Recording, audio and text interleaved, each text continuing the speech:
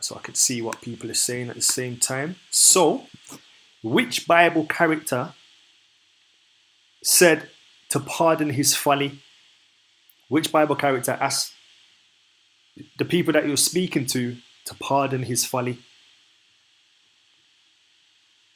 You can Google search it. I'll let you guys Google search it. I'll let you guys Siri it, Android it, whatever the case may be. So, which Bible character asked preemptively for his audience to excuse him and his folly? Somebody said David. Okay. You know what? There could be more than one. I've only just got one text in mind that comes to me. So if you Equinox, if you think it's David, put the scripture in there so we can all be edified too. But I'm just thinking of one particular scripture in my head at the moment, where a Bible character preemptively said to his brethren, "Yo, just pardon me if I talk a bit of folly here and there." Somebody else said Solomon.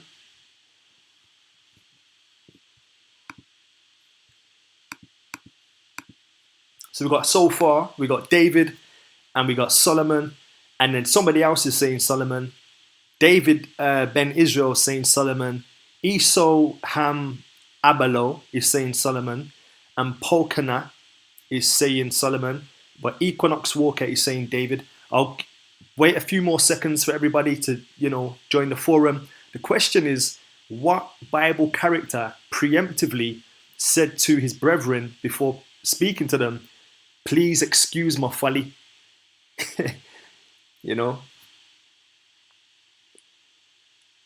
Somebody saying, Warrior Lord saying King Saul. Anderson's hasn't got a Scooby-Doo, he's got the question mark up, I believe. All right then, so I'm just engaging the brain, getting everybody to work. I did say that everyone can Google search it, draw for the smartphone, type in, and just see if we can find it. Let's engage the brain and engage the fingers. All right, sowing seeds. I like where you're going with that one, but yeah, that's not the answer that I'm looking for. In all fairness, but you're on the right kind of path. Somebody else saying King David. Okay, so everyone's caught between David, Solomon, and we have the odd exception of people saying Saul.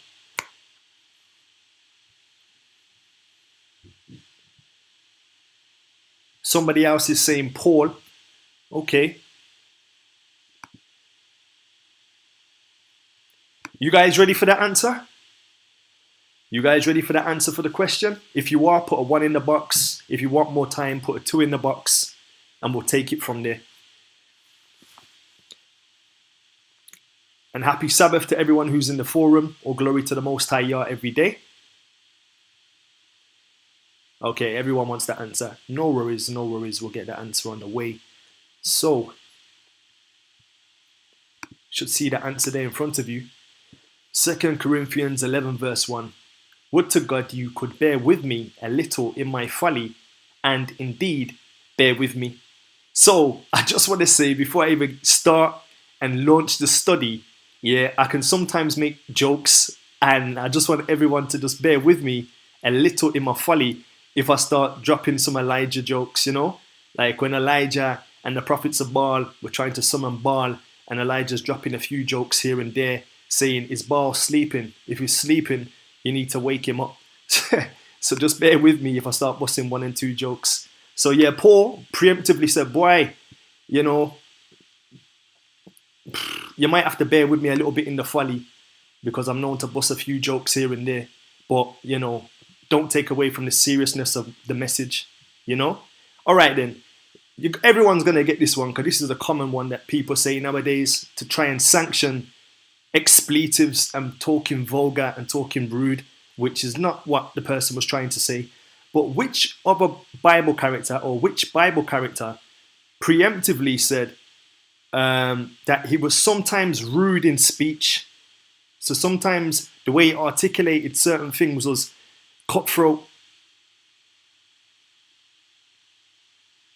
So which Bible character sometimes said, boy, Please excuse me because sometimes I can be a bit rude in my speech, can sometimes be a bit abrasive.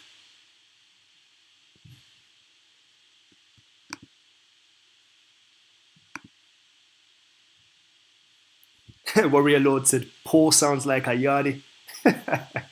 Probably. What was he from the tribe of Benji? But anyway, another story. All right, so who says preemptively before engaging with his brethren?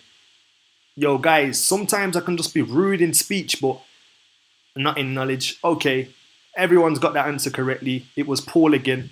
So I just want to apologize. I want to be a bit preemptive like Uncle Paul and say sometimes I might, allude to a bit of folly when presenting. Sometimes it might sound a bit cutthroat or abrasive, but just overlook these faults, these character faults, and we're going to continue with the study. All right then. So we're going to put the scripture up as well so everyone can see. 2 Corinthians 11 verse 6, he said, But though I be rude in speech, yet not in knowledge, but we have been thoroughly made manifest among you in all things. Now, Paul isn't given a license to swear, a license to be vulgar, a license to have expletives. Yeah, Paul is just realizing as a human being, sometimes he has to slip of the tongue, but he's not sanctioning it and he's not saying it's okay to do. Yeah, because in other places it says, make your speech be seasoned with salt. And it even says, make your speech be so wow.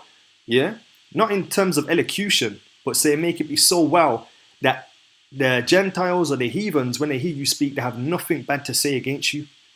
You understand? And not only the heathens, but your brethren, your family, whoever, the case may be. All right. So before we get into the study, what does the word, now I just learned this as I was doing the study. Interestingly, this whole study by Yah's grace, I was doing it this morning. I, just firstly got up and just thought, let me throw some things together and look at the wisdom of Solomon. But check this, yo. What does the actual word folly mean? What does the word folly mean? Because sometimes we say things, and we never ever qualify what the words mean. It's like the other day, I said to somebody, what does hate mean? Because in Caribbean culture especially, we've been taught that hate is an evil word. Hate is a bad word. You mustn't say hate. It's not a nice word. But the word hate just means to strongly dislike. So if somebody's scratching my car with their keys, I hate them. I strongly dislike them scratching my car with their keys. Yeah? Or if I go to a restaurant and I order food and they cremate my food, they burn my food, I hate that they burnt my food. I strongly dislike that my food has been cremated as a burnt offering. You see what I'm trying to say? But all right, what does the word what does the word folly mean? All right, so we're going to get the definition quickly on that.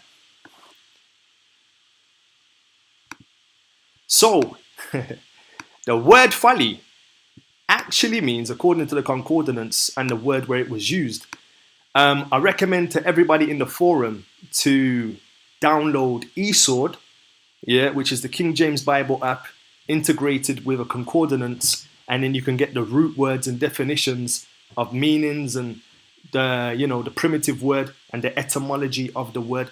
So the word folly, by implication, means madness. Yeah, but check out the actual etymology of the word, how it's pronounced in its infancy. Anoia. The word folly actually means anoia. Anoia. If I'm saying that correctly, but A-N-O-I-A or A-N-O-Y-A-H. So somebody who's committing folly is being annoying, but only joking. All right, let's swiftly move on and let's get into the study of the wisdom of Solomon. So, bit of a background on Solomon to those who might not be aware of Solomon. Let me just get the chat feed in here as well. Okay, There we go. All right then, so background on Solomon. So it says in First Kings 3 verse 5, in Gibeon, the Lord appeared to Solomon in a dream by night, and Yah said, "What shall I give thee? And now, O Lord my God, thou hast made thy servant king instead of David my father, and I am but a little child. I know not how to go out or come in. Give therefore thy servant an understanding heart to judge thy people, that I may discern between good and bad. For who is able to judge this, thy so great a people?" And the speech pleased the Lord that Solomon had asked this thing. And in Hebrews 5 verse 14, "But strong meat belongeth to them that are full of age, even those who by reason of use have their senses exercised to discern both good and evil." Now, time and time again, when you go into church in your infancy, if you might be in a Christian church at the moment, you might be in a Hebrew Israelite fellowship, or whatever the case, you might just be at home doing a bit of research for yourself before committing to either option. But time and time again, as you enter into a congregation per se, age is seen as something to be revered in terms of they're older, so they know more, so they're meaty people because they're older, because they're more mature in the word, because they have age on their side. But notice, Solomon was a young, he even calls himself a child. Yeah, he says, "I don't even know how to come out or come in. I don't even know how to run a bath or make a sandwich." Yeah, but you're trying to, you want to make me the king after my father David.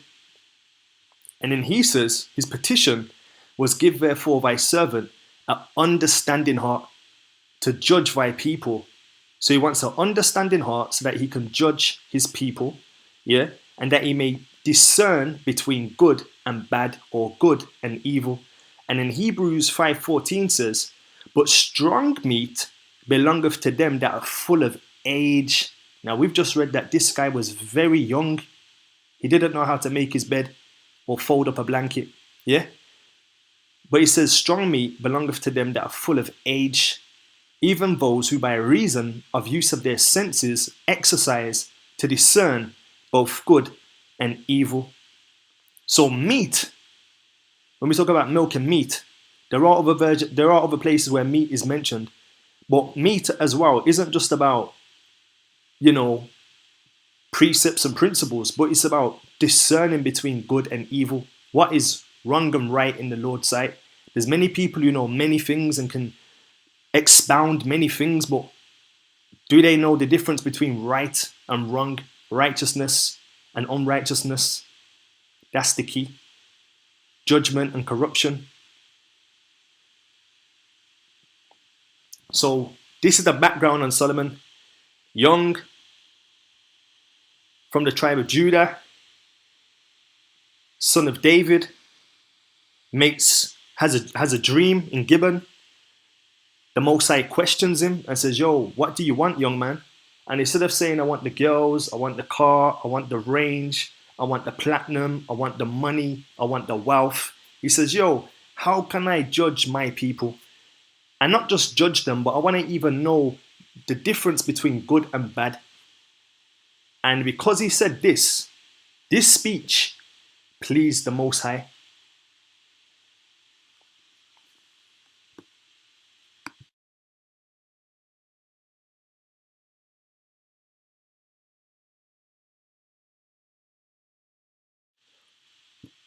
Okay, Wisdom of Solomon, chapter 9, verse 1 to 6.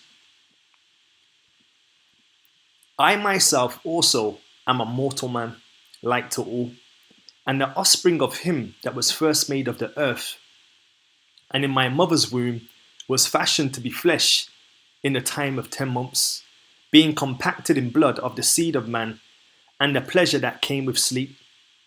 And when I was born, I drew in common air and fell upon the earth which is of nature, which is of like nature. And the first voice which I uttered was crying as others do. I was nursed in swaddling cloths, and that with cares. For there is no king that had any other beginning of birth. For all men have one entrance into life, and light going out. Sorry, my screen is flickering. Alright, yes, sorted out, no worries. So, okay, this is Solomon in chapter 9 of Wisdom of Solomon, reflecting on his inception to where he is now as a man. Solomon, he was the author of the book of Proverbs, book of Ecclesiastes, and Wisdom of Solomon. Now, when he wrote the book of Proverbs, he was of a sane-ish mind. And then when he wrote Ecclesiastes, he had done a lot of sin and a lot of silliness, yeah? And he had to come back to his senses. And then he's reflecting and writing the book of Ecclesiastes. And I wanted to put a scripture in here, but I don't think I did. Oftentimes, I think I've got it towards the end. All right, I'll leave it for now. I'll come back to it. So, continuing on. Wherefore I prayed, and understanding was given me, and I called upon God, and the spirit of wisdom came to me. I preferred her before the scepters and the thrones, and esteemed riches nothing in comparison of her. Neither compared I unto her any precious stone, because all gold in respect of her is a little sand, and silver shall be counted as clay before her. I loved her above health and beauty, and chose to have her instead of light, for the light that came from her never goeth out. All good things come together came to me with her, and innumerable riches in her hands, and I rejoiced in them all, because wisdom goeth before them, and I knew not that she was the mother of them. I learned diligently, and do communicate her liberally. I do not hide her riches, for she is treasure unto men that never faileth, which they use become the friends of God, being commended for the gifts that come from learning.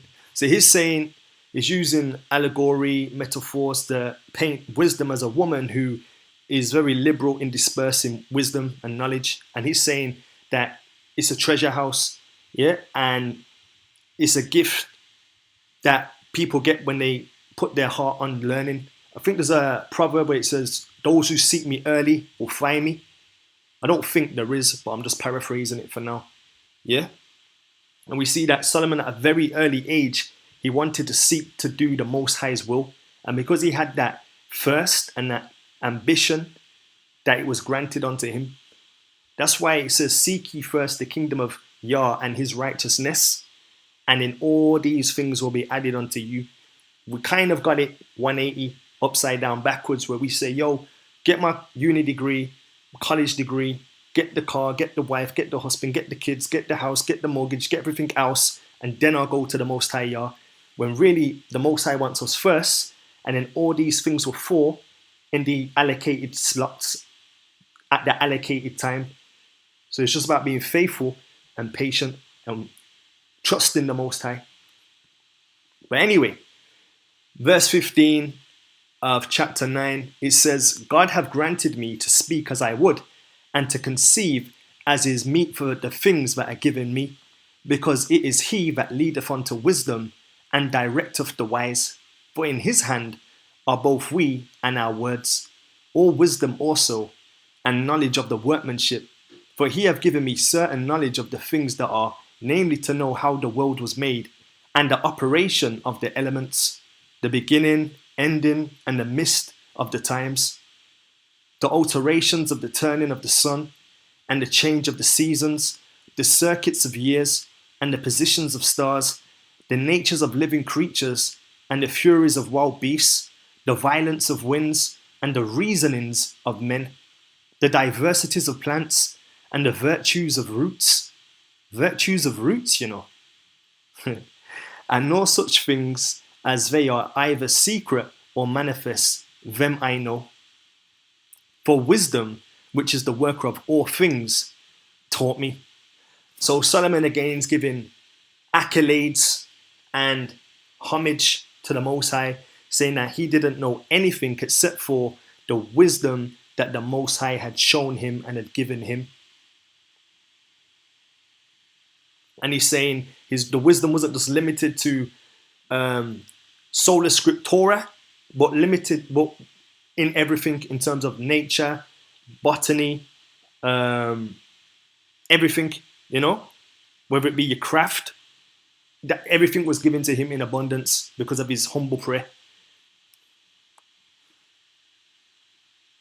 Now, chapter 1 of the Wisdom of Solomon starts like this, and I like it. It says, "Love righteousness, ye that be judges of the earth. Think of the Lord with a good heart, and in simplicity of heart, seek him." That's how the book opens and starts.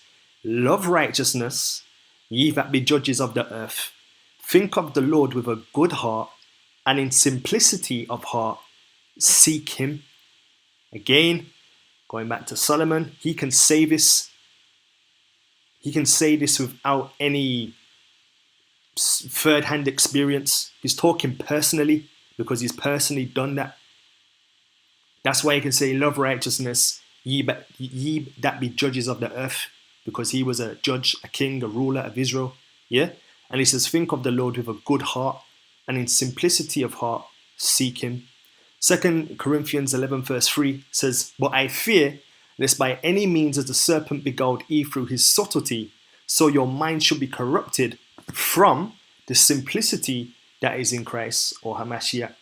2 Corinthians 1 verse 12 says, "For our rejoicing is this, the testimony of our conscience, that in simplicity and godly sincerity, not with fleshly wisdom," notice it's saying not with fleshly wisdom, implying that there's two types of wisdom too. We might get into that later. "But by the grace of Yah, we have had our conversation in the world, and more abundantly toward you," or to you, Ward. So I'm just using those two scriptures to repeat what Solomon already said previously about the simplicity of seeking after the Most High. And it's simplicity with a good heart that loves righteousness. Now we know that the heart is desperately wicked above all things, and who can know it, according to Jeremiah. But when your intention is to know or seek after the Most High, after the Creator, an entity that's above you, that's the right step to go. We see this even heralded by Yeshua. He says, "Verily I say unto you, except ye be converted and become like little children, you shall not enter into the kingdom of heaven. Whomsoever therefore shall not humble himself as this little child, the same is the greatest in the kingdom of heaven." So we're coming with a lot of ideas that we've inherited, a lot of dispositions that we've inherited, a lot of way of doing things, of thinking about things, of interpreting things that we might have heard from or heard of. Yeah, but when we come to the Most High with a sincere heart, we want to know what his will is in simplicity. What does the Most High require of me? In simplicity, what does he require? Fear God and keep his commandments. Okay. Very simple. Solomon had so much wisdom. Yeah, he had done so much folly. Yeah, he did everything that you can imagine according to Ecclesiastes, and I believe him. Yeah. But when he wrapped up his whole life, his whole existence, and the purpose of humanity, not Israelite, not Gentile, but humanity overall, he says, fear God and keep his commandments. This is the whole duty of mankind. Yeah? That is very simple. Some people might want to make the gospel convoluted and confusing, but it's a very simple thing. Okay. This is still chapter 1, I believe. It says, "For he will be found of them that tempt him not, and showeth himself unto such as do not distrust him." So he's saying he's going to show himself unto those people who don't mock him, and those people who are faithful. The opposite of distrust is to be faithful, and the opposite of not tempting is to show respect. So he's going to be found by those who are being respectful and those who are faithful enough to trust him. He says the forward thoughts, the height, forward thoughts means, pompous, arrogant. For forward thoughts separate from Yah and his power when it is tried, reproves the unwise. So when these people try to go against the Most High's power, the Most High's word, they want to go against him, they get reproved unwise. So when people start saying, yeah, we evolved from froth, mountains, rocks, into lizards, into microorganisms, and this, that, and the other, it just sounds like waffle. When you see it when you present it with the words of the Most High, it goes at variance. Anywho, it says, for into a malicious soul wisdom shall not enter, nor dwell in the body that is subject unto sin. For the Holy Spirit of discipline will flee deceit and remove from thoughts that are without understanding, and will not abide when the unrighteousness cometh in. Now, the reason, it says, for into a malicious soul wisdom shall not enter. The reason wisdom cannot enter into a malicious soul is because wisdom is the application of knowledge. Wisdom is to stop sin, Wisdom is applying oneself not to sin. So wisdom, basically what that means, when you sin, you're not being wise, you're not applying wisdom. You might have knowledge, but you're not applying wisdom. I like this quote by Miles Kington. It says, knowledge is knowing that a tomato is a fruit, but wisdom is not putting it in a fruit salad. So there's a lot of people that have knowledge, they know about the Sabbath wrong, but they'll still work on the Sabbath because they don't have the wisdom. Yeah? So wisdom can't enter in because you've got the knowledge, but you're not using the wisdom, because wisdom's going to stop you from sinning. Wisdom is applying what you know. There's a lot of people who know a lot of things. I always say this. A lot of people know that smoking kills, but will spark a cigarette. A lot of people know that drinking is not good for you as well internally, but they'll drink.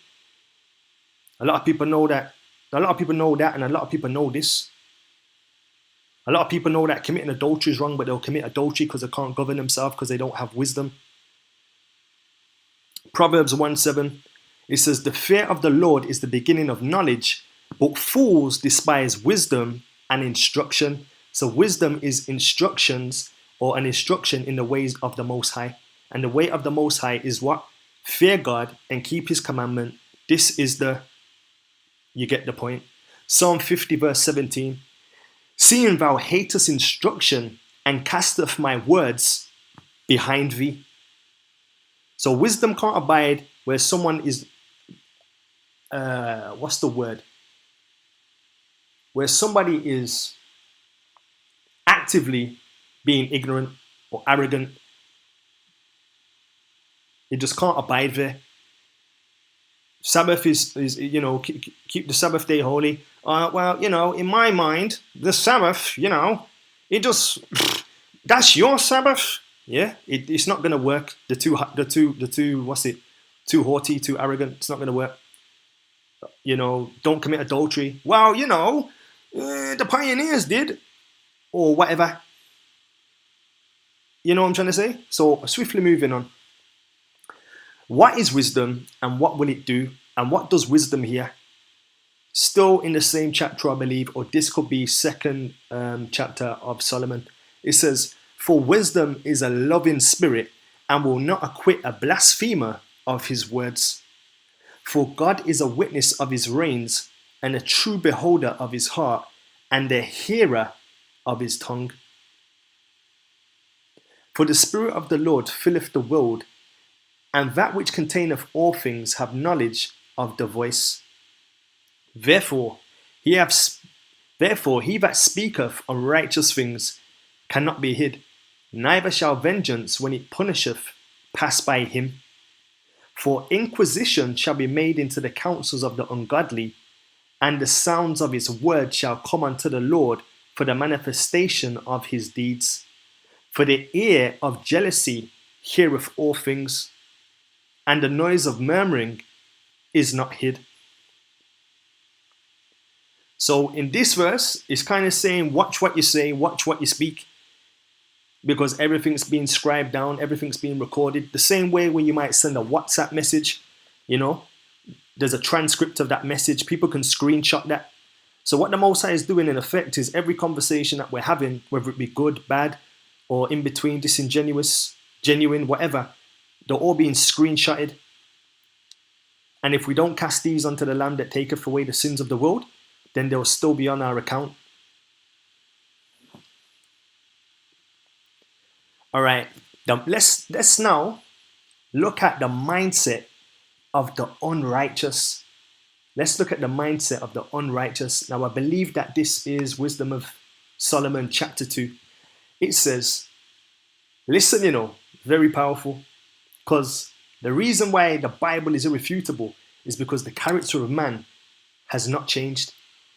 The same things they struggled with back then is the same things that are happening right now. And this is a very powerful verse 1-5. It says, for the ungodly said, reasoning within themselves, but not outright, our life is short and tedious, and in the death of a man there is no remedy, neither was there any man to have returned from the grave. For we are born at all adventure, we're born to have fun, and we shall hereafter as though we had never been. For the breath in our nostrils is as smoke, and a little spark in the moving of our heart, which being extinguished, our body shall be turned into ashes, and our spirit shall vanish as the soft air. And our name shall be forgotten in time, and no man shall have our works in remembrance, and our life shall pass away as the trace of a cloud, and shall be dispersed as a mist that is driven away with the beams of the sun, and overcome with the heat thereof. For our time is a very shadow that passeth away, and after our end there is no returning, for it fast sealed, so that no man cometh again.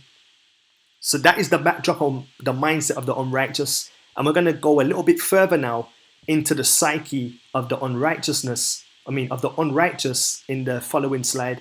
I just want to point out as well, if we look to the side, we see a film called Natural Selection. Now, like we just read there, it sounds very pessimistic. It's like, wow, this is it. What's the point in living? It's all about having fun now, because there's nothing else really to look forward for. Like, what's the point? Like, we're just born to die, and that's it. But if you look at that video there, it says natural selection. A lot of people are very secular. A lot of people believe in evolution theory, especially. Yeah, they subscribe to the pillars. Now, in most religions, there's always a pillar, like fundamental truth that holds up the structure of that religion. So in Islam, I think you got the 5 pillars. In Sikhism, you got the 5 Ks. In Christianity, so on and so forth, you got the 10 commandments, but some of the commandments get Tipp-Exed out. That's another story. In Judaism, you've got the Noahide laws. Yeah. So in the secular world of evolution, what's the other thing that you have? All right, let's just go with evolution for now. You have their pillars, their main pillars in evolution is survival of the fittest, the strong survive, preservation, do anything as long as you survive. So it's very self-seeking, very self-centered, and very self-serving. Yeah? It's all about self. Natural selection. What's meant to be is meant to be. The strong will always oppress the weak, and the weak will always be oppressed by the strong. Yeah, that's it. That's the philosophy. Now, as we go a bit further into the psyche, we're going to see these things come out in the words of Solomon, in how the people that are without the Most High, who don't think about the Most High, don't care about the Most High, don't want a relationship with the Most High, don't even want to seek out why we're here. Like, why are we on this earth? What's next after this earth? And what are we supposed to be doing while we're on the earth? This is the mindset that you're going to see on the next few slides.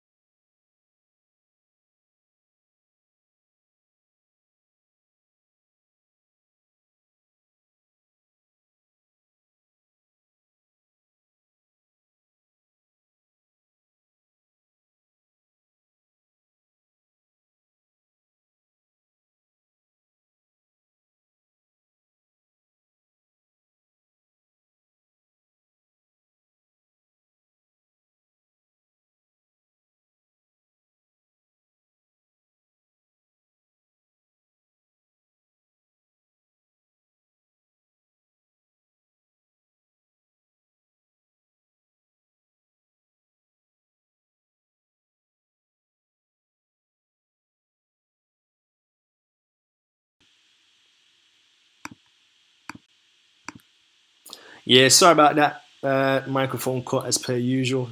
Is what it is. Let's keep moving. So we're looking at the mindset now of the ungodly. There's two classes of people. There's always two classes. Yeah, there's Cain and Abel. There's Jacob and Esau. There's sinners and saints. Yeah, there's.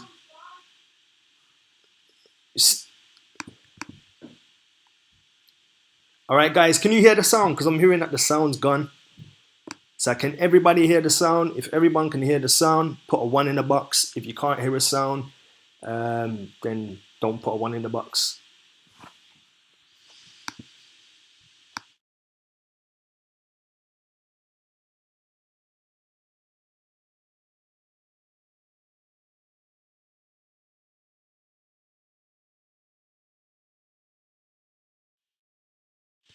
All right, so apologies about that. A few technicals. I heard that the sound was gone, but you guys are saying that you can hear the sound, so that's good. So I was looking at previously the psyche, the mindset of the people who don't want a relationship with their creator. And if you don't want a relationship with your creator, then you just want a relationship with yourself. If you don't want to know your parents, you don't want to know where you come from, you don't want to know your grandparents, you don't want to know, the people who came before you, then that's kind of the mindset. They're just living for now, they're living for the moment. So let's see what Solomon has to say about these people and the mindset that these people have when it comes to themselves. It says in verse 6 to verse 9, "Come on, therefore, let us enjoy the good things that are present." In other words, let's just live for the moment. YOLO. "And let us speedily use the creatures like as in youth." Let's just use and abuse. "Let us fulfill ourselves." Let us share with everybody. "Let us fulfill ourselves." Let us do charitable deeds. "Let us fulfill ourselves with costly wine and ointments. And let no flower of the spring pass us by."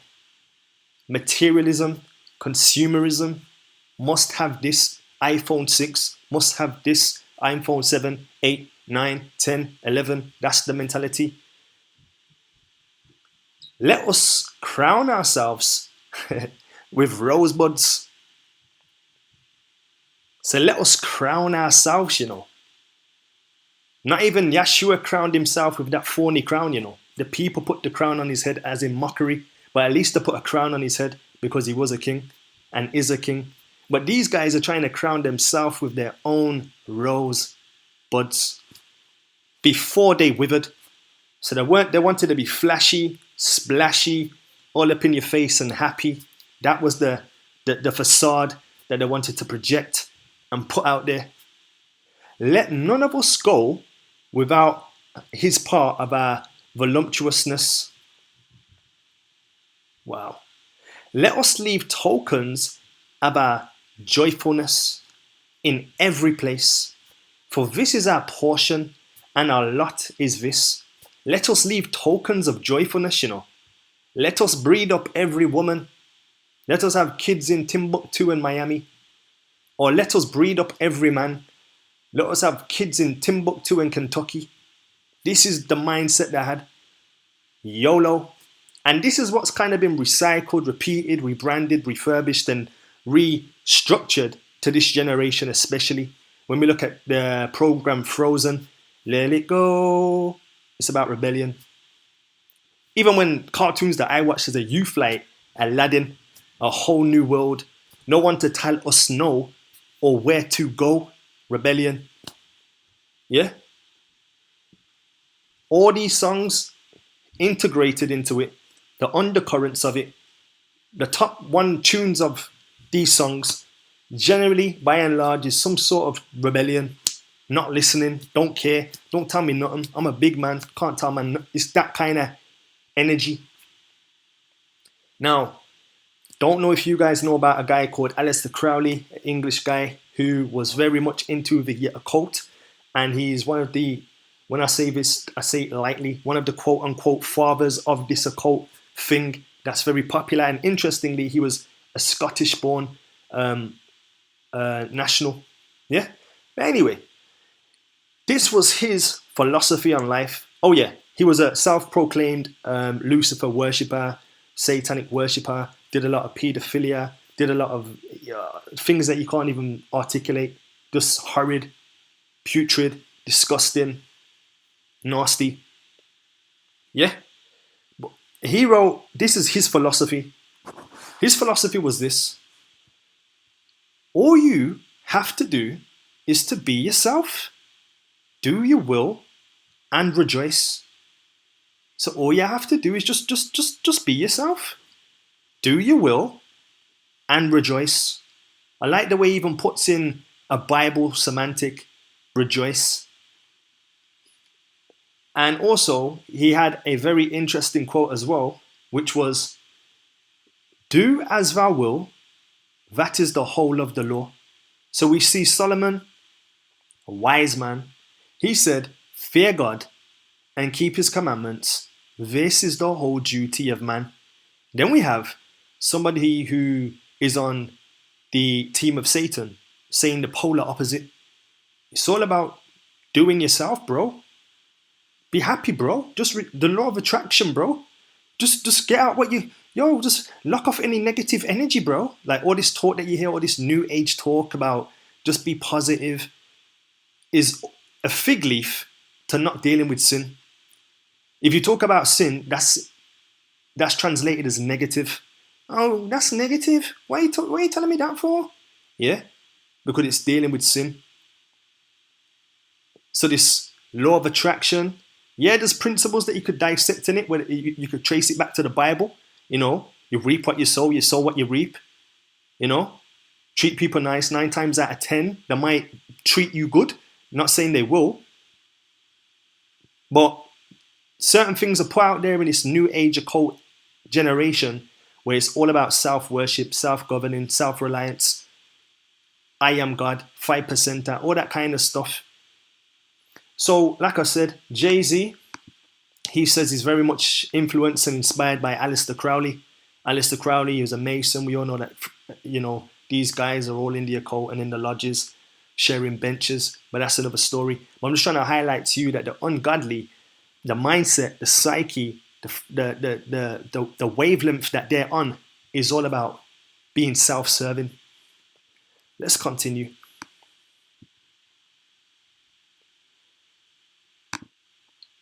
So, why do the ungodly, or who do the ungodly hate? Who do the ungodly hate? The answer's there. Verse 10 to verse 14, it says, let us oppress the poor righteous man. Who does that sound like? Let's stop. Let's go. Let us not spare the widow. What does James say? Pure religion is what? Looking after the who? Nor reverence the ancient grey hairs of the aged. Let our strength be the law of justice. So, let our strength, be the law of justice. Let brutality, barbarism, tyranny, being draconian, be the law of justice. So there's no ethics in that. There's no morality in that. It's just about strength, which goes back to, like we said earlier, natural selection, survival of the fittest, that kind of rhetoric. That's what these people who don't want a relationship, or the unrighteousness, or the unrighteous people, this is what they're on, this is what they believe.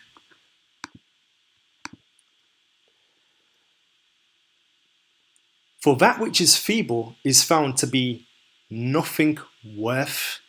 Again, natural selection, evolution theory, they all are a religion. It's all built on belief. You have to believe that your great grandma was a monkey who swung from a tree. You have to believe that.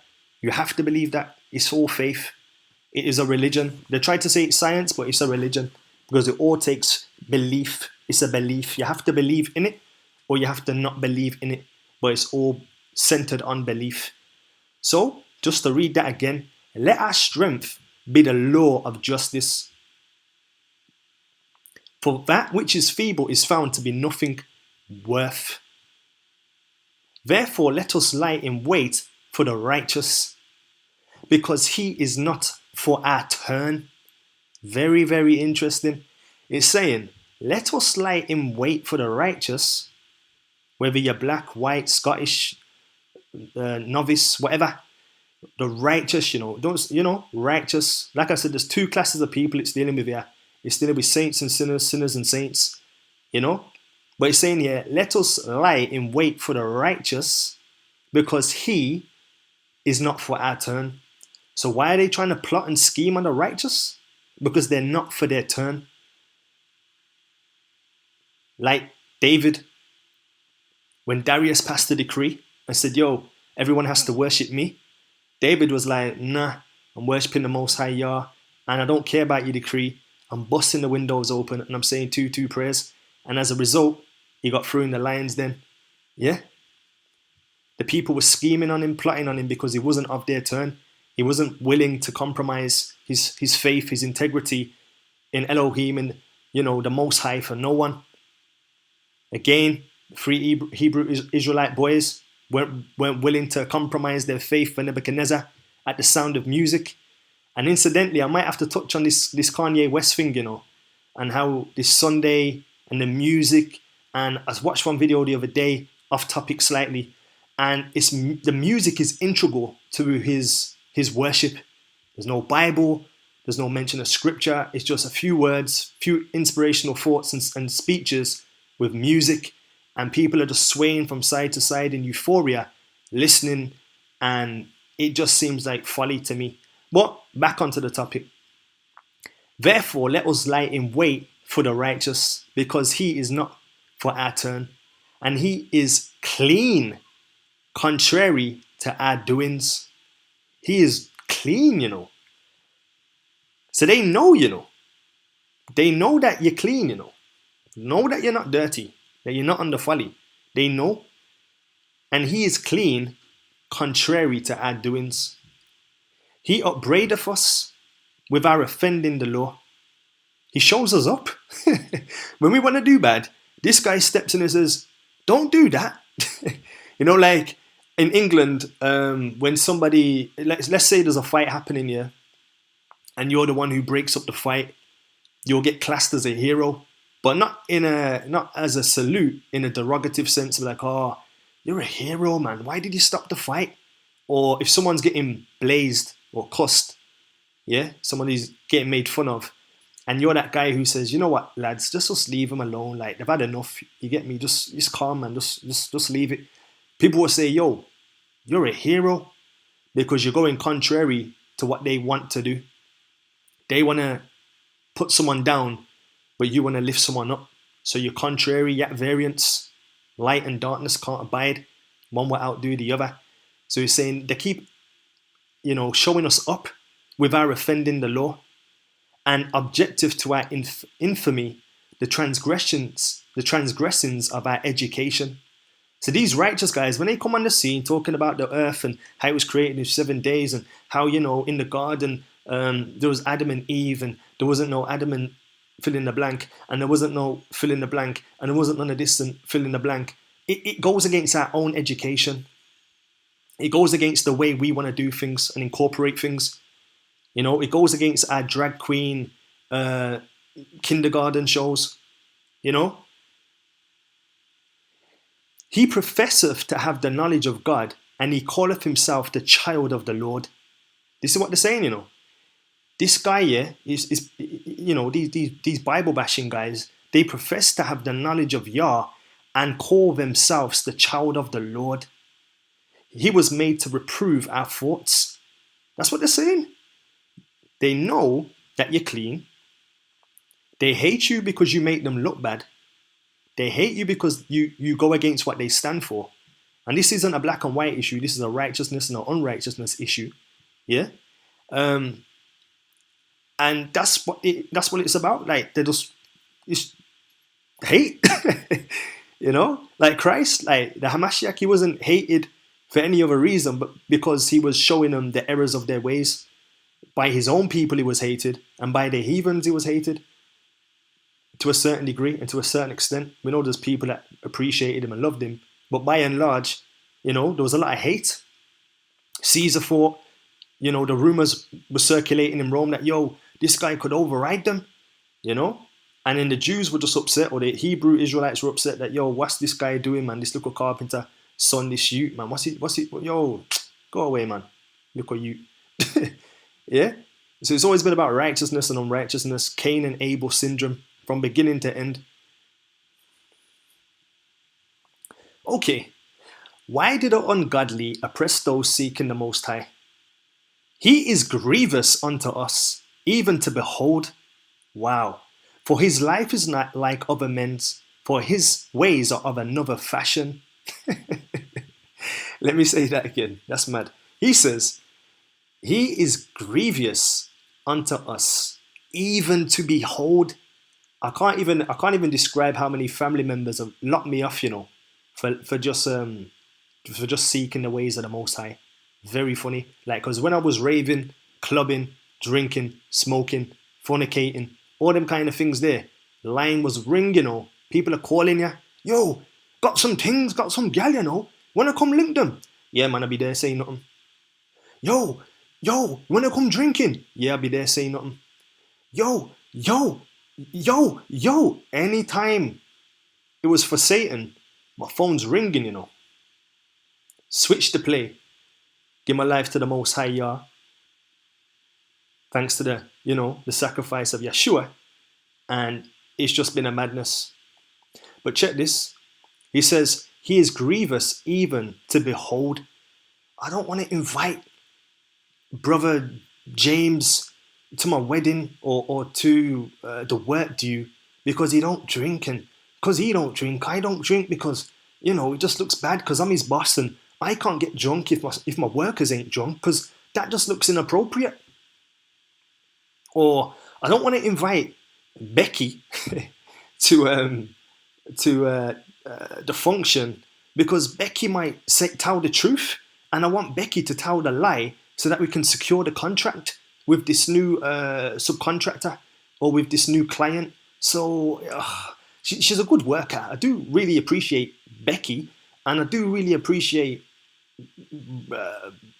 Anthony, but they're too truthful and they might blow the deal because they will tell him the true figures of what our company makes per year and per annum, and let's just bring somebody else. So he is grievous even to behold, for his life is not like other men's, his ways are of another fashion. We are esteemed of him as counterfeits. He abstaineth from our ways as from filthiness. He pronounceth the end of the just to be blessed, and maketh his boast that God is his father. Interesting. Let us see. Now listen to what they say, because they're watching you. They're watching you, They're watching you, they're listening to you, and they're recording you. And that's why, when you might have been when you was in a Christian lifestyle, Hebrew Israelite style, people say stuff like this. Call yourself a Christian. You call yourself a Hebrew Israelite. You call yourself. They always come with that rhetoric because they're watching. And in their heart of hearts, by and large, they know what you're presenting is true. But sin and that unprofitable wisdom, which we read earlier, is keeping them from the true wisdom of the Most High. But check this. It says, let us see if his words be true, and let us prove what shall happen in the end of him. For if the just man be the Son of God, he will help him and deliver him from the hands of his enemies. Let us examine him with despitefulness and torture, that we may know his meekness and prove his patience. So you go to work, you say, yo, I'm a Christian, or I'm a Hebrew Israelite, or whatever, ism or schism or whatever. You just say what you're saying and do what you're doing. Your life's changed, whatever. You're on a walk, you're waking up, you're on a journey, it's an awakening. Yeah? And you say, they know what you were, and now you're saying you're on something else. Yeah? And I'm like, Nah, Tyrone could never he can never be changed. He could never have that ruach living in him. He's a liar. I remember when he was shotting, selling, supplying, beating up, lying. Nah, could never be him. Let's test him. Let's get that girl that that he slept with last week or that girl that he slept with a year ago to try and call him and trap him and put him in a snare. Yeah? Or we know that he's just said that he stopped drinking alcohol. Let's buy a round of drinks and see if he drinks an alcoholic beverage or if he drinks tap water or a lemonade. So this is what people do. And then they also do other things too. Physical things potentially. Might do something, take you for a mug because you're trying to not be of that position, and it might become physical. But anyway, it says, let us condemn him with a shameful death, for by his own saying he shall be respected. Saying, yeah man, if we just kill him, knock him off, you probably get some respect anyway. If you just Martin Luther King him, or so you probably go down posthumously and get an award for it in his death. So this is the mindset that the people had and have. Okie dokie. What will Yah punish? Now he's going to punish more things than these, but I'm just keeping it in the confines of Songs of Solomon. Not Songs of Solomon, the Wisdom of Solomon. So it says, what will Yah punish? What should we not seek? It says, therefore, beware of murmuring, which is unprofitable, and refrain your tongue from backbiting, for there is no word so secret that shall go for naught, and the mouth that belieth slayeth the soul. Seek not death in the error of your life, and pull not upon yourself destruction with the works of your hands. So we're saying, stop murmuring, against the Most High. Now, Lot was vexed with what was happening in his day, and he was quite verbal, according to the Bible. I'll show you the scripture towards the end of the study if you want to hear it. But Lot, it says, was vexed with the conversation of the unrighteous. So that's one type of being like, that's a vex, that's okay. It's not a bad thing that you're upset because the world is horrible and a mess. That's okay. Like Lot did that. That's not an issue. The murmuring is when you murmur at the Most High. Oh, how long are we going to go through this? And we murmur like that. Yeah?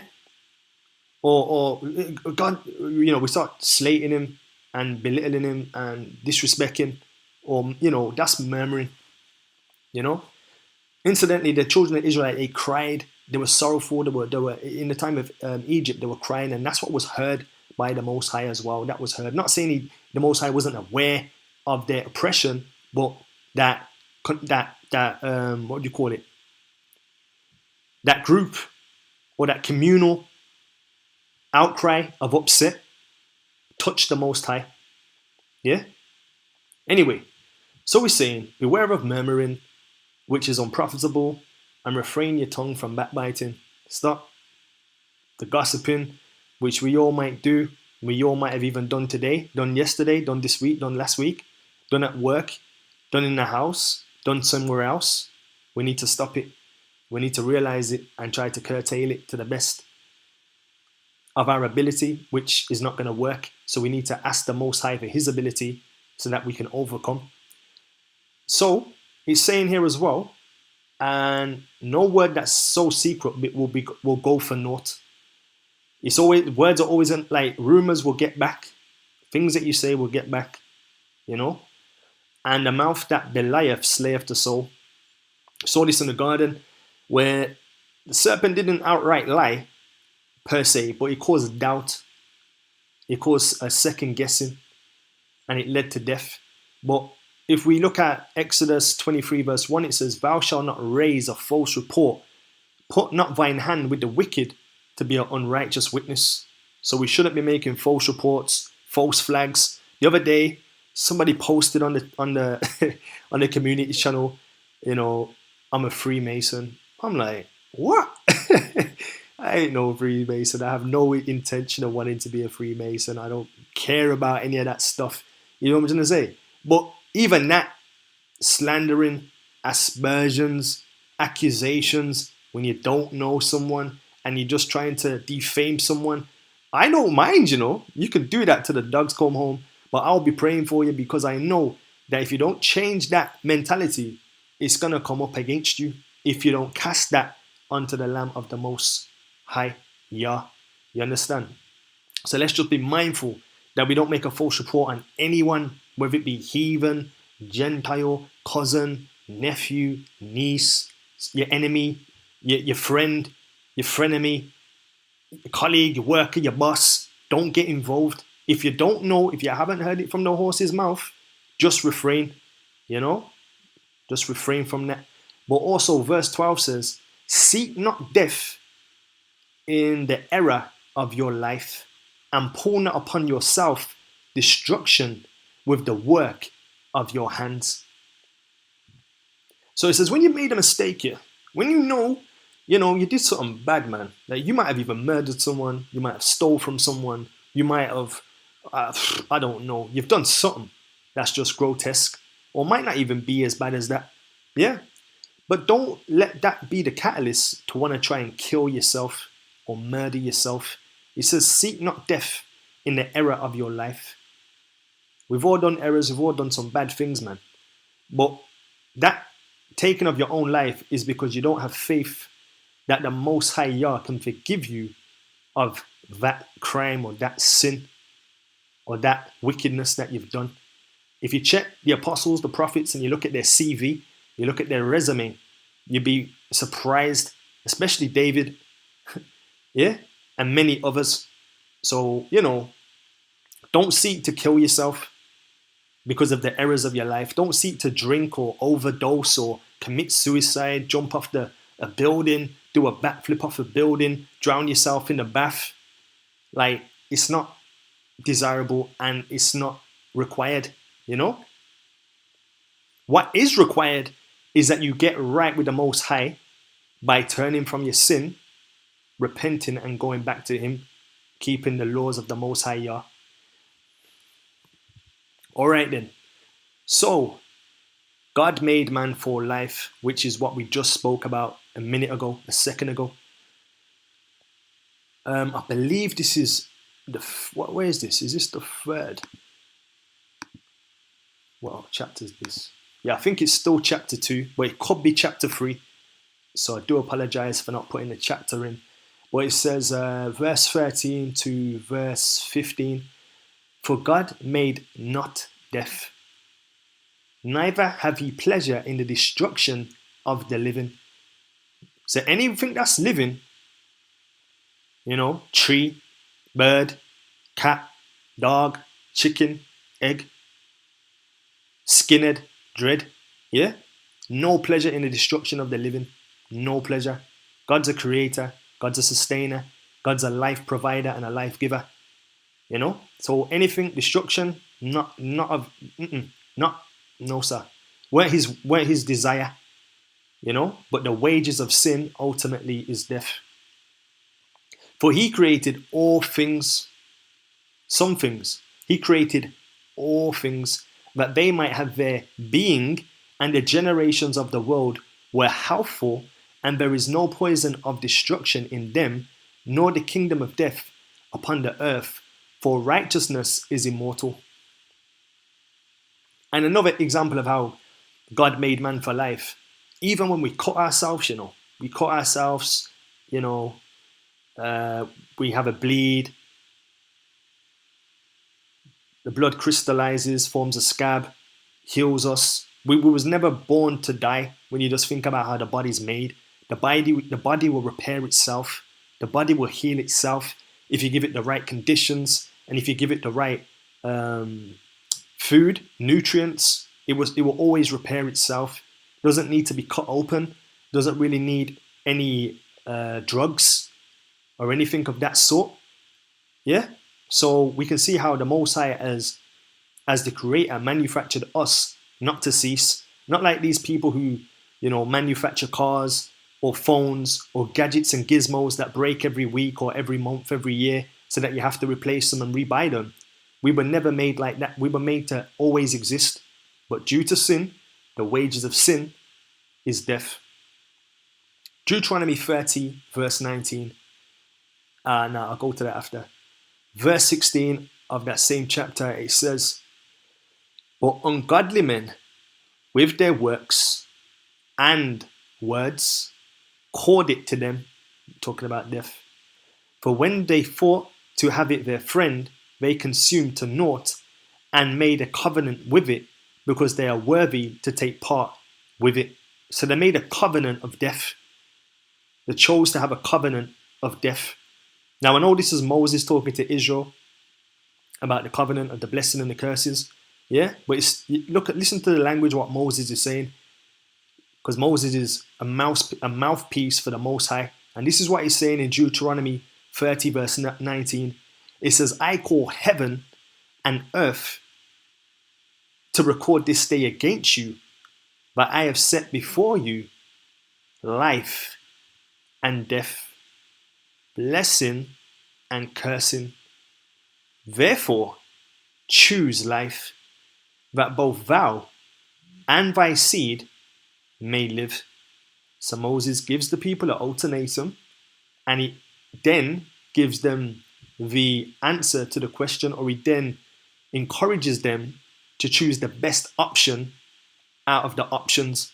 So he says, here's life and here's death. Here's blessing and here's cursing. Choose life. So not so that it's good for you, but that it's also good for your seed and that your seed may live. Hence why when it comes to pro-choice and pro-life, sorry, I'm a pro-lifer. And everyone that's for abortion has been born already. And that's why when we go back to these guys here, I forgot their name, the Columbine school shooters, yeah? On their t-shirt, yeah, of this guy, I think his name's Eric. Was his name Eric? Can't remember his name. And I'm not looking at the chat feed. I never look at the chat feed when I'm doing the study, so I apologize if you're giving me the answer. But these two guys, yeah, one had on his shirt, Wrath. Yeah? Wrath. And the other guy had on his shirt, Natural Selection. They were heavily influenced by eugenics, evolution, Darwinian theory. And they made a covenant with death that day. They wanted to kill as many people as they possibly could. Many inferior so-called people. Many weak people. Many who didn't have the justice of strength, yeah, as a law. This is what their mindset was on. And we see here that the ungodly men, with their works and with their words, so with their actions and with their philosophy, their theology, called it to them.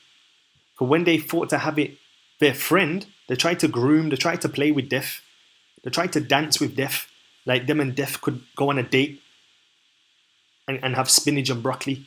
Yeah? They were consumed to naught. They tried to have a covenant with death, tried to have a relationship with death, and it consumed them to naught and made a covenant with it because they are worthy to take part with it. And this is what the ungodly mentality is. It's all about self-serving. It's all about the ends justifies the means. It's all about chaos abado, law from disorder. It's all about all that wickedness, rivalry, controlled opposition. All right then. The wicked know not who. And what was the sin of Satan? Wisdom of Solomon, chapter 2, 21 to 24. Such things did imagine and were deceived. For their own wickedness have blinded them. What blinded them? Their own wickedness.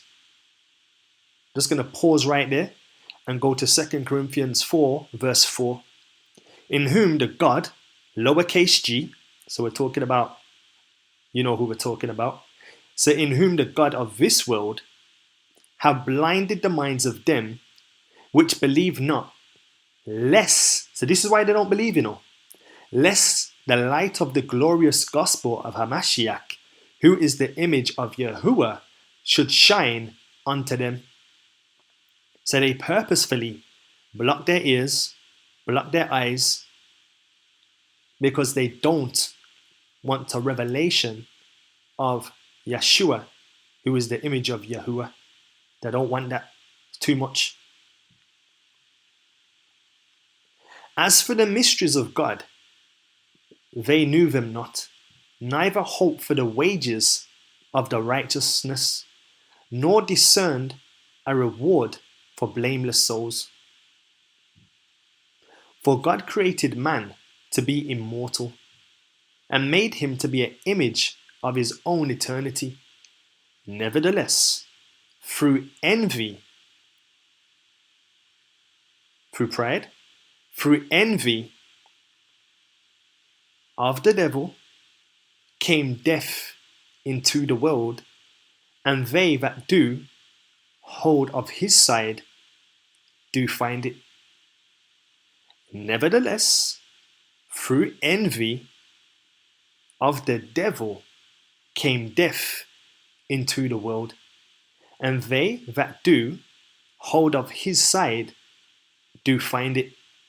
So all those people that have this envious spirit, they're following in the path of Satan, and they will reap what they sow, and sow what they reap if they continue with that mindset. That's why it says, esteem others higher than yourself. It says, no, don't make yourself of the number, and to esteem others higher than yourself. When you start becoming that narcissistic person, it's a dangerous ground. And it's so easy to fall into that trap. It's so easy to fall in that trap. 1 John 2 verse 11. But he that hateth his brother is in darkness, and walketh in darkness, and knoweth not whither he goeth, because that darkness has blinded his eyes. And we looked at verse 21. Such things they did imagine, and were deceived, for their own wickedness have blinded them. Yeah? So your own wickedness has blinded them. Like Lot's wife, some people are still holding on to the life that they had in the city, to who they were in the city, to what they were about in the city, to the reputation they had in the city, that even when the angels are trying to drag them out, they're looking back toward the city, and poof, get turned into a pillar of salt, because they want to be in the midst of it all. But the Most High is trying to take them out. And because of that, they become blinded. But you know what? This mindset is not just a thing that affects the ungodly. It's not just an ungodly situation. It's not just an ungodly problem. It's a human problem. And it also impacts the righteous, quote unquote, believers too. This is often quoted, but the application isn't always applied. 2 Timothy 3, 1-5 is not talking about unrighteous people, heathen people, Gentile people, other people, Captain Evil. It's not talking about them. It's talking about the people within Israel, the people within the church, And this is what it's saying about those people. It says, this know also, that in the last days perilous times shall come, for men shall be lovers of their own selves, covetous, boasters, proud, blasphemers, disobedient to parents, unthankful, unholy, without natural affection, truce breakers, false accusers, incontinent, fierce, despisers of those that are good. We just read that earlier, that the ungodly will despise those that are good. Not verbatim, but we saw how they were anti those that were good because their lifestyle was at variance to their own. There will be traitors, heady, high-minded, lovers of pleasures more than lovers of God, having a form of godliness. So these people are not professing themselves to be anti-Christ or anti-Yah or anti-nothing. They're in the midst of the brethren. They're having that form of godliness.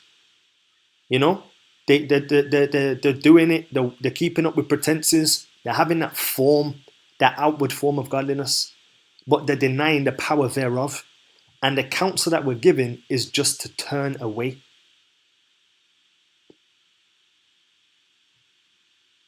And we see a few examples in the book of Acts, namely Acts 13 and Acts chapter 8. Acts 13 verse 6 says, "And when they had gone through the isle of Paphos, they found a certain sorcerer, a prophet, a false prophet, a Jew, whose name was Bar Jesus." So we see he had a form of godliness, masqueraded himself as a prophet, but really he was just a sorcerer. And his name even was Bar Jesus. But he was an apostate, but he had that form of godliness. Again, Acts 8 verse 18. "And when Simon saw that through the laying on of the apostles' hands that the Holy Ghost was given, he offered them money, saying, give me also this power, that on whomsoever I lay hands, he may receive the Holy Ghost. But Peter said unto him, Thy money perish with thee, because thou hast thought that the gift of God may be purchased with money. Thou hast neither part nor lot in this matter, for thy heart is not right in the sight of Yah. Repent therefore of this wickedness, and pray Yah, if perhaps the thought of thine heart may be forgiven thee. For I perceive that thou art in the gall of bitterness and in the bond of iniquity." So we see this guy, not Simon the apostle, but Simon Magus, a sorcerer, a counterfeit apostle, or just a charlatan. Yeah, he thought he could just purchase. He thought he could just do a creflo dollar, make people holler, and get the Holy Ghost like that. So he was like the first creflo dollar, won $1 for the Most High. Yeah. So we see that, and they have the form of godliness, but denying the power thereof. Denying the power to overcome sin, denying the power of keeping the Most High's law. It's done away with. It's satanic to keep it. You don't have to keep the 10 Commandments. But then when you speak to them and say, okay, I don't need to keep the 10 Commandments. I'm so happy, because Sabbath was really a burden. I like having my Fridays and Saturday nights, to eat popcorn and watch TV. So yeah, excellent. That's what they say, right? But then when you say to them, okay then, so is it all right if I sleep with your wife then? Can we wife swap for the weekend? It's not going to happen, is it? Because in the heart of hearts, they know you shouldn't be committing adultery, which is a part of the 10 Commandments. Likewise, the Sabbath is also a part of the 10 Commandments. Well, a lot of people want to skip, bob and weave when it comes to certain commandments that are given. And, they have that form of godliness, but they're denying the power thereof, the power to obey, the power to be obedient, and the power to love Yah and our neighbor as ourselves. All right then, soon finish. Got a few more slides, I think, and then we're done. And this is only half of the wisdom of Solomon. So next Sabbath, I'm going to continue the second part of the wisdom of Solomon. Chapter 4, verse 20. "And when they cast up their accounts of their sins, they shall come with fear, and their own iniquities shall convince them to their face. Now I remember watching a film, I think it was Ghost Rider or something. Yeah? And the thing this guy used to do, he used to like get the people them, stare in their face, and they would be petrified because they'll be seeing all the sins that they've committed, and then they would die. That's Hollywood for you. But what is, the thing that people are going to be staring at that's going to make them see that they're sinners is the covenant, the Ten Commandments, the moral law. People are going to be faced with that moral law. I see all the times they've messed up and haven't claimed the Lamb that taketh away the sins of the world. So that's what's going to convince people to their face that they're sinners. Not the Ghost Rider, not no Nicolas Cage, but the moral law is going to convict the unrepentant, the godless generation that they're sinners. Wisdom of Solomon chapter 5, which is a polar opposite of what the ungodly witness. Wisdom of Solomon chapter 5, 1-2. Then shall the righteous man stand in great boldness before the face of such as have afflicted him and made no account of his labours. When they see it, they shall be troubled with terrible fear, and shall be amazed at the strangeness of his salvation, so far beyond all they looked for. Two classes of people, unrighteous and the righteous. And the righteous, his own iniquities are going to convince him to his face. But the righteous man is going to stand bold before the face of such has afflicted him and made no account of his labor of trying to help them and trying to show them, witness to them the ways of the Most High. And they just abhorred it, mocked it, scoffed it. All right. Now, this is the confession now of the ungodly during this time. This is what they say. This is their confession. And they, the ungodly, repenting and groaning for anguish of spirit, shall say within themselves, this was he whom we had sometimes in derision and the proverb of reproach. We fools accounted his life madness, that Sabbath keeping guy, and his end to be without honor, that guy who was faithful to his wife. How he is numbered among the children of Yah, and his lot is among the saints. Therefore have we erred from the way of truth, and the light of righteousness have not shone unto us, and the Son of righteousness rose not upon us. We wearied ourselves in the ways of wickedness and destruction. We did our YOLO thing. Yea, we have gone through deserts where lay no way. But as for the way of the Lord, we have not known it. So yeah, we've looked at Confucianism, Buddhism, Hinduism, Sikhism, Islam, Judaism, all the schisms and schisms, but the way of the truth we have not known. We have not known Yeshua.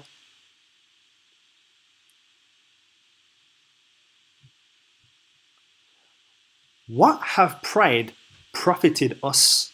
This is the question they're asking themselves rhetorically. What have pride profited us? Or what good have riches with our vaunting brought us? So what good was the Lexus and the Beamer and the Mercedes Benz and, the Hummer with the rotating rims that we were showing off and putting on our Instagram and putting on our Facebook and getting 1,000 likes and retweets and all that kind of... What good has that brought us now during this time of judgment? Like, is the Hummer going to save us?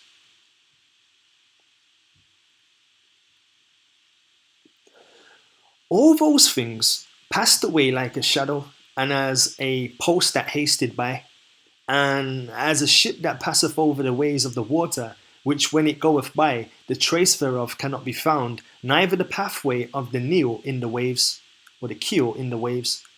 Or as when a bird hath flown through the air, there is no token of her way to be found, but the light air being beaten with the stroke of her wings, and parted with a violent noise, and motion of them is passed through, and therein afterwards no sign. Where she went is to be found, or like as when an arrow is shot at a mark, it parteth. So they're saying, yo, everything we've done, has just literally been for nothing. Like, the Titanic, it did its thing, it got licked by the iceberg, and now it's under the sea. There's no waymark for the Titanic for anyone to follow. As soon as it did its route, the waves splashed, and then that route was gone, disappeared. The bird that flies through the air, it beats its wings, does amazing things with trajectory, but you can't see the pathway of that bird once it's flown. You can't follow that pathway unless you've been following it meticulously with the eye. Like this one woman that I know, she had kittens, and she used to put butter on the paw of her kittens. This kind of crazy woman. She just put, I don't know if it's a thing that people do actually, but I don't know, man. But she put butter on her kitten's paws, so that the kitten would have waymarks, so that the kitten could find its way home. Solomon's saying, the people are saying in the Wisdom of Solomon, the ungodly, saying everything we've done has been for naught. Just like the ship makes that wave in the waters, but once it's made that wave, the water goes back to being water. The bird does that, flats the wings in the air, separates a few particles that you can't see with the naked eye, and then they return back together. It's all just for nothing. Like what we've been living our lives for was for the things that we can see, but not the thing that is unseen and holds everything together. All right, so still going on with the same chapter, verse 12. Or like as when an arrow is shot at a mark, it parteth the air, which immediately cometh together again, so that a man cannot know where it went through. Even so we, in like manner, as soon as we were born, began to draw to our own end, and had no sign of virtue to show, but were consumed in our own wickedness. For the hope of the ungodly is like the dust that is blown away with the wind, like a thin froth that is driven away with the storm, like as the smoke which is dispersed here and there with a tempest. Listen to this part properly, because I only did this study today, and when I read this verse, I was like, wow, confirmation. I put this in my Come By Yah song, to Yah's grace. It says, like as the smoke which is dispersed here and there with a tempest, and passeth away, as the remembrance of a guest that tarrieth but a day. So when you go to that hotel, or a guest comes to see you for the weekend, they're only there momentarily, and then after the day, they've passed away. Like, it's just a day. It's not a big thing, Family comes to see you overseas. They come for a week and they're gone, and then everything's back to normal. Your house is upside down for a week. People haven't took off their shoes or wiped their feet. People might have left remnants on the toilet seat. But as soon as all that's happened, and they go away, business is back to usual. All right. Almost, I think I've got 3 slides left, and I'm going to wrap it up. So, Wisdom of Solomon, chapter 5.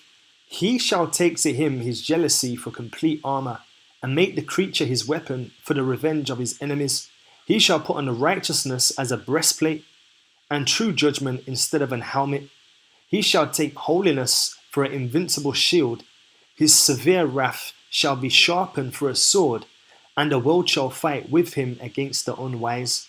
Then shall the right aiming thunderbolt. Actually, no, I'll stop there because that's on the next slide.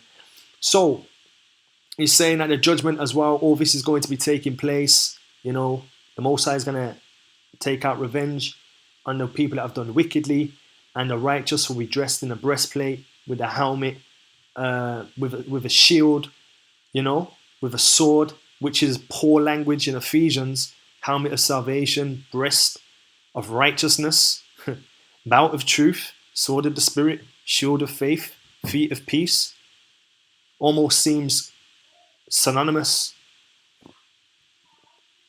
All right, 2 more slides left.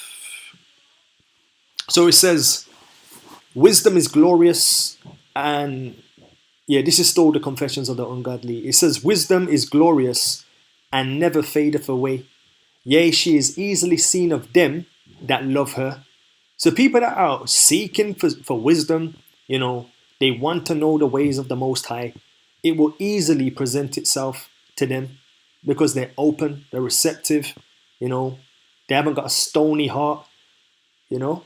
They haven't got too much thorns in their life so that they can't study or to look at things and question things and unlearn things and relearn things. You know, they're too busy doing what they're doing. There's too many thorns in their life to take time out.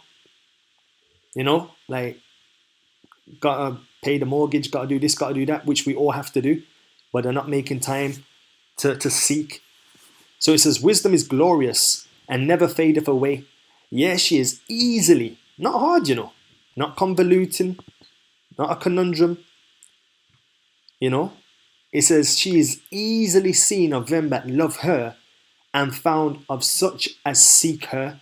She preventeth them that desireth her, in making herself first known unto them. Whoso seeketh her early shall have no great travail, for he shall find her sitting at his doors. That means it's just there, waiting for you to open up, you know. Already rang your doorbell from when you said you were looking for her, and now all you have to do is open the door and say, hello. To think therefore upon her is perfection of wisdom, and whosoever watcheth for her shall quickly be without care. For she goeth about seeking such as are worthy of her. So not only are you looking for her wisdom, wisdom's looking for you, and is willing to knock your door and say, hey. For she goeth about seeking such as are worthy of her, showeth herself favourable unto them in the ways, and meeteth them in every thought. Like I said, like when I did that Kumbaya song, and I saw that there, and it said, what did it say again? Something about, what was it? As a guest, you know, that tarrieth but a day. I was like, wow, that was like confirmation. But we see as well the allegory of she for wisdom, you know, where it says, wisdom crieth without, she uttereth her voice in the streets. Wisdom hath buildeth her house, she hath shown out her 7 pillars.